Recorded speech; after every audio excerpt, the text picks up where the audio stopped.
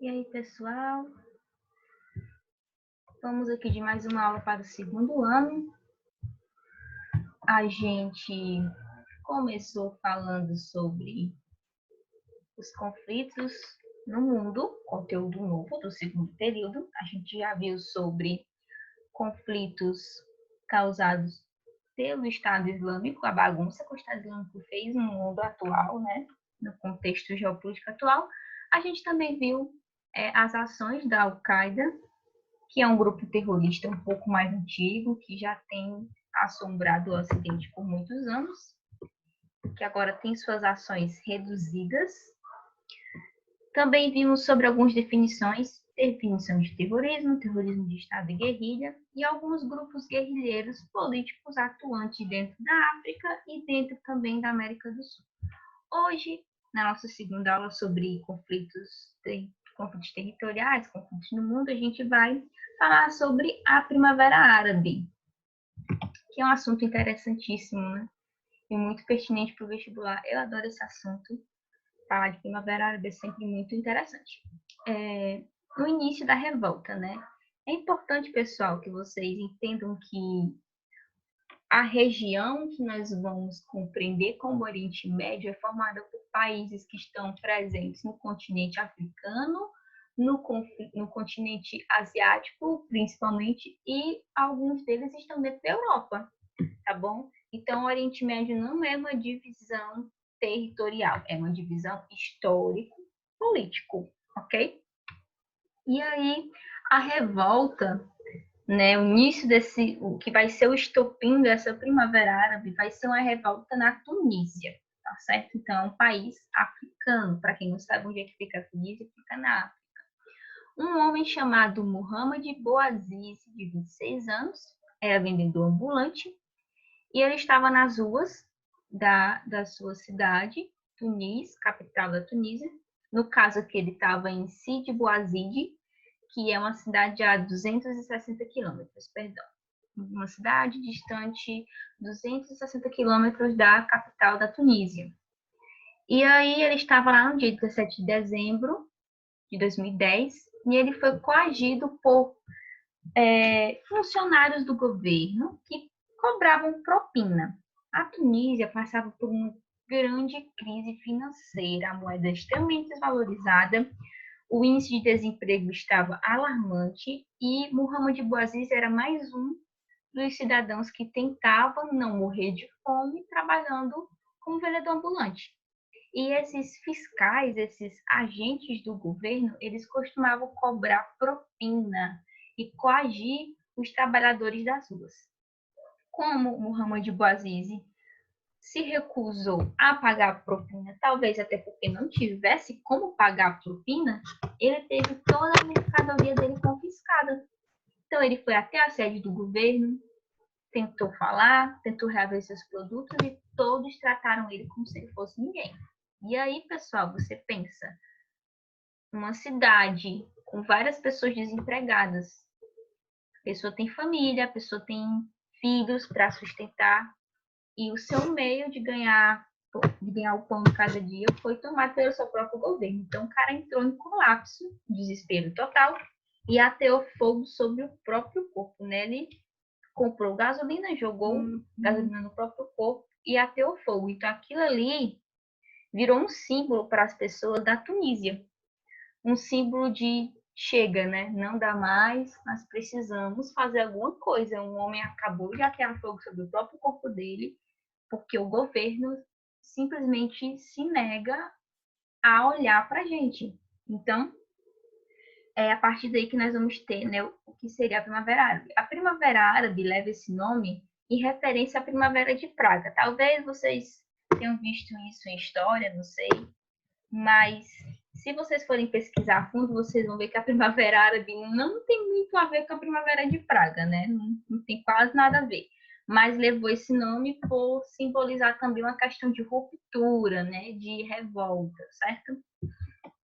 E aí, né, os governos que vão cair com a Primavera Árabe. Eu tive o prazer de colocar cada fotinha aqui e mostrar para vocês que fora do nosso continente sul-americano existem governos muito, muito ditadores. Se aqui dentro do continente sul-americano existe, avalie em países que têm um histórico de não serem democráticos, né? Veja bem aqui, o ditador Ben Ali, que já estava no poder há 23 anos, foi condenado à prisão perpétua pela morte dos manifestantes durante a rebelião que o tirou do poder. Então, esse carinha aí, ele era o presidente da Tunísia, né? E aí, ele conseguiu ser deposto depois de 23 anos, condenado à prisão perpétua, e tudo isso porque ele simplesmente se achava um rei e mandou matar a sua própria população que estava se rebelando contra os desmandos do seu governo. Nós temos aqui o Hosni Mubarak, presidente do Egito, que renunciou após o início das manifestações no país. Ele estava no poder há 30 anos. Esse aqui foi esperto, viu que o negócio ia ficar pesado pro lado dele, e então pediu para sair antes de acontecer algo pior, né? Ali Abdullah Saleh governou o Iêmen por 34 anos, também teve o fim de seu governo graças à Primavera Árabe. E aí, pessoal, é importante entender que esses governos aí de mais de décadas, né, 3, 4 décadas de governo, eles acontecem porque esses territórios são territórios que têm um processo de república muito recente. Eles eram colônias de outros países, então, quando eles passam pelo processo de emancipação, geralmente pessoas que estavam contra as metrópoles no processo de emancipação do país tornam-se os governantes. E aí, nem sempre o estilo de governo é democrático nesses países. A gente tem aqui o Muammar Gaddafi, que ficou só 42 anos como presidente da Líbia, né? E ele foi morto pela própria população. Eu acho, assim, os cidadãos da Líbia um pessoal muito interessante, porque eles levaram a revolução assim, a ferro e fogo, e eles mataram o causador de todo o seu sofrimento, né, que era o seu presidente, ex-presidente Muammar Gaddafi. E aí essa foi conhecida como uma das guerras mais sangrentas, certo, da história do país. E aí a gente vai chegar na Guerra da Síria. Mas espera aí, né? A gente viu que cada um desses presidentes eles deixaram o poder de algum modo, né? Outros foram mortos, outros presos, outros apenas fugiram. Mas e o caso da Síria? A Síria entrou na vibe da Primavera Árabe também, certo?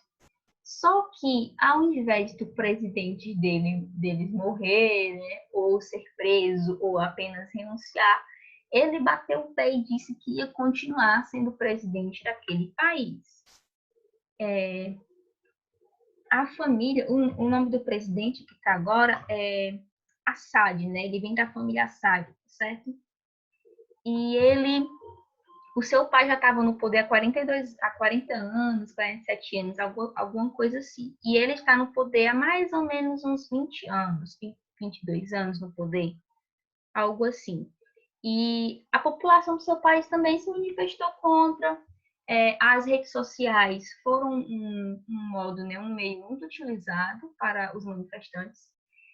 E o que foi que esse presidente fez, o Bashar al-Assad fez? Ele só mandou passar fogo em todo mundo que tivesse nas manifestações. Então, ele colocou o seu próprio exército para matar o seu povo.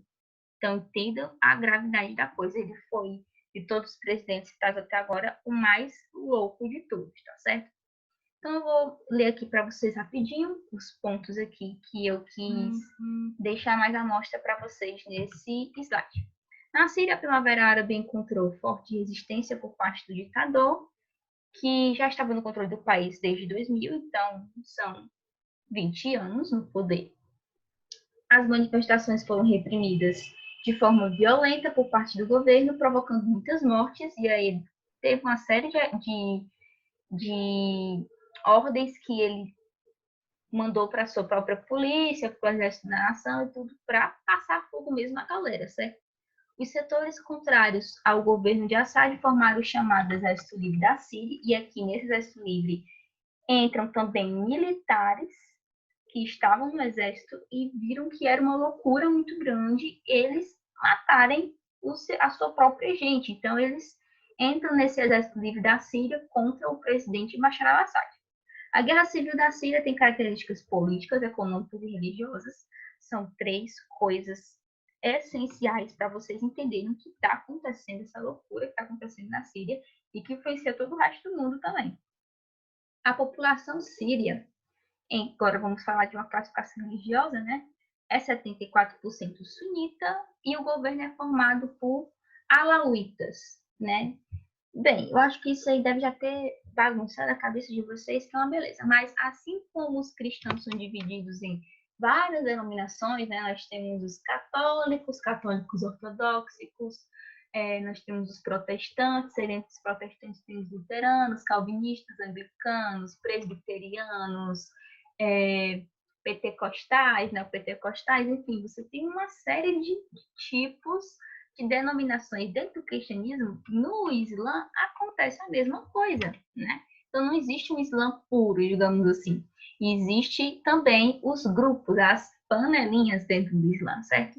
E aí vocês têm 2 grupos principais, que são os sunitas e os xiitas, que vivem a ferro e fogo desde sempre, certo? E aí essa galera do governo da Síria, eles são alauítas, que é um tipo de corrente do xiismo, né? Então, ele já não é puramente o xiismo, é uma corrente derivada do xiismo. E aí você tem 74% das pessoas de um país que não se sentem representados pelos seus próprios líderes, né? E aí, lembrando que, numa questão cultural, eles acham muito importante as pessoas que vivem nesses países de religião islâmica, eles acham muito importante associar a questão religiosa com o contexto político, que é uma coisa que não acontece aqui no Brasil, por exemplo. E aí, pessoal, o xiismo só representa 13% de todos os sírios dentro do país. Então, veja aí que o negócio já era complicado muito antes da Primavera Árabe.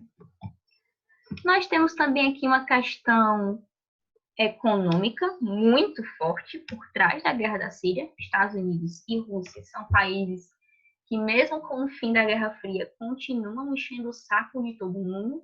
Estados Unidos apoiando os rebeldes contra o Bashar al-Assad e a Rússia, que na questão do governo do Vladimir Putin, já o próprio Vladimir Putin tem uma relação de amizade muito grande com a família Assad da Síria. Então, já dá para saber que a Rússia é a favor do governo. E aí o Exército Livre da Síria, por ser rebelde, né, por ser contra o governo, vai receber apoio dos Estados Unidos. Os Estados Unidos, que parece que não aprendeu muito com os erros dentro do Afeganistão, começa a apoiar também alguns pequenos grupos que podem, porventura, se lá se tornarem terroristas, né? A gente vai ter aqui um grupo, pessoal, que é uma espécie de franquia da Al-Qaeda, tá? A Frente Al-Nusra, criada em 2010, recebe muito apoio da Al-Qaeda e também vai receber apoio dos Estados Unidos, né? Só que eu acho que os caras não sabiam, ou talvez soubessem, não sei. O grupo terrorista Estado Islâmico aproveita a instabilidade no país e começa a invadir algumas regiões, né? Eles observam assim, epa, a Síria tá pegando fogo, vamos aproveitar aqui e dominar alguns vilarejos, alguns territórios mais desprotegidos, e assim eles foram comendo pelas beiradas até conseguir chegar na capital, Damasco. Maior crise migratória do século XXI é a crise migratória da Síria, tá certo? Nós vamos ter uma grande parte da população desesperada fugindo do país para conseguir sobreviver a essa situação. Na Europa, por sua vez, os candidatos de partidos nacionalistas prometem barrar a entrada dos imigrantes, principalmente devido ao medo criado em relação ao ISIS. Nós vimos na aula passada que o Estado Islâmico promoveu uma série de atentados, principalmente dentro da França. E esses atentados fizeram com que o fantasma do terror islâmico voltasse a pairar pela cabeça dos cidadãos ocidentais.